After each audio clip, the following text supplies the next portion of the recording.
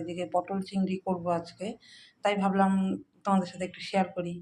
এইখানে দেখো পটলটাকে না, পটল আর আলু আছে নিচে, নুন হলুদ দিয়ে তো মাখিয়ে রেখেছি, আর এখানে চিংড়ি মাছটা নুন হলুদ দিয়ে মাখিয়ে রেখেছি। এখানে আদা কাঁচা লঙ্কা আছে, আদা কাঁচা লঙ্কা গোটা গোটা দিয়েই করবো আজকে, আর মিক্সি বার করে নিয়ে। আর এখানে টক দই নিয়েছি, আর তো গুঁড়ো মশলা আছে। এই যে এটা হচ্ছে ফুল ভাজা তো হয়ে গেছে আমার, কতগুলো তুলে।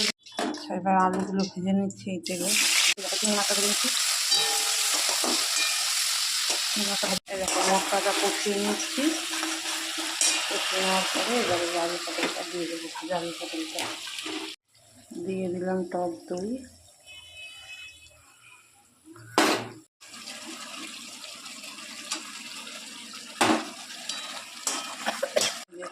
দিয়ে দিলাম লাস্টে একটু গরম মশলা। এবার এই দেখো বন্ধুরা, পটল চিংড়িটা আমার একদম রেডি। এবার দেখো বন্ধুরা, পটল চিংড়ি